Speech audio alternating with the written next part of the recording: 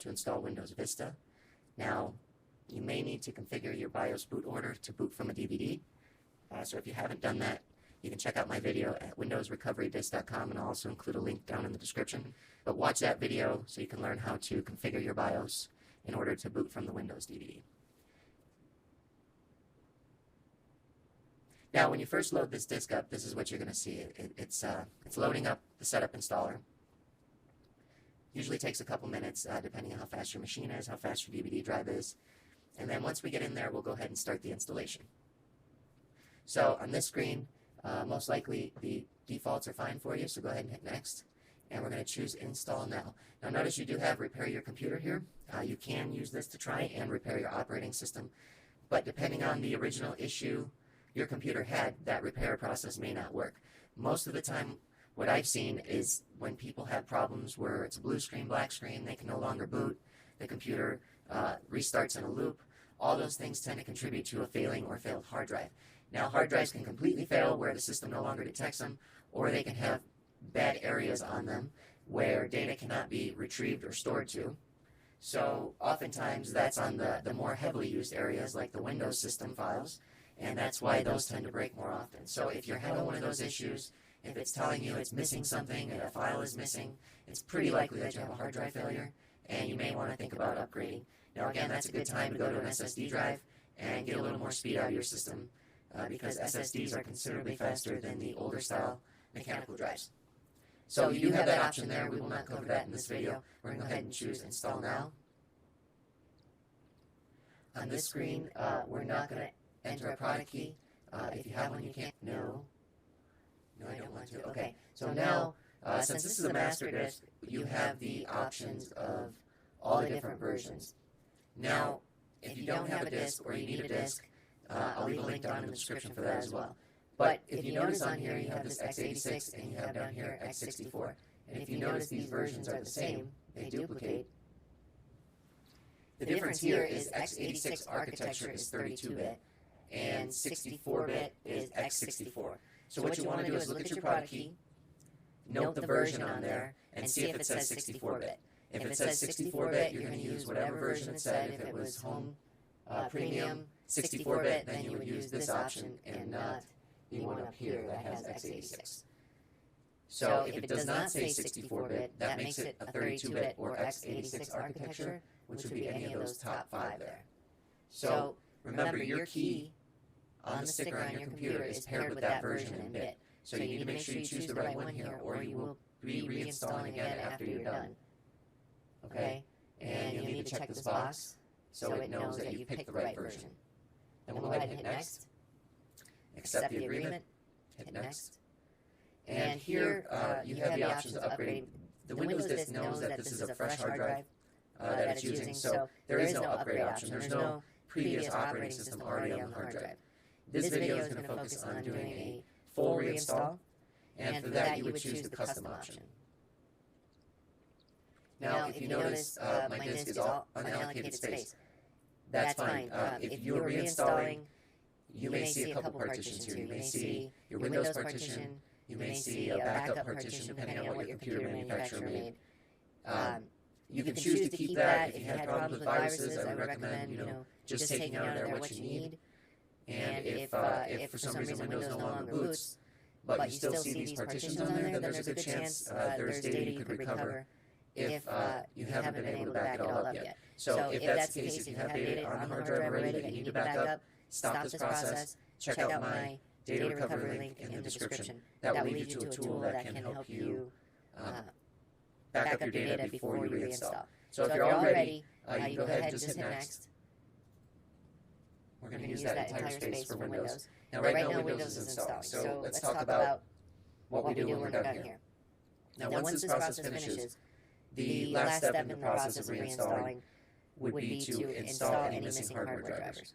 Now depending on when your computer was made, we'll pretty much determine whether the drivers are on the Vista disk. There are some drivers and some generic drivers, but depending on, again, when your machine was made and when the hardware more specifically inside it was made, will determine whether or not those drivers exist.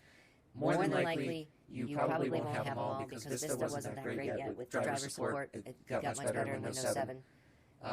So from that perspective, you probably don't even want to worry about what Windows is going to find you. You want to go out to your PC manufacturer's website. So if you have a Dell computer, go out to Dell.com, click on their support link, and download drivers and software. And from there, you would choose, you would enter in your product identifier for your PC, and then choose the version of Windows. In this case, it would be Windows 32-bit Vista. So make sure it doesn't care specifically what version of Vista, it just cares that it's Vista and it's 32-bit or 64. So depending on which one you have, you go there and you'll get the list of drivers. Go ahead and download all those and install them all. Don't rely on Windows Update to do this for you. Okay, so now we're at a process of the installation where the PC is restarting. This can typically happen a few times throughout the process. So once we get going here, we'll go ahead and just wrap up the installation, and I can show you where to look to find information about the drivers you may or may not have. Okay, so we've rebooted, and the Windows installer is wrapping up the installation, so it should be a couple more moments, and we'll be at our Windows desktop. Now, if you have any questions about this process, feel free to leave a comment, and I'll get back to you. Help you out the best that I can. I've done quite a few of these, so I have seen a lot of problems. So feel free to do that. And also check out the links if you need any of the software contained here. If you can't find your Vista disk, the master disk is the way to go. That has all the versions on it, and you can choose.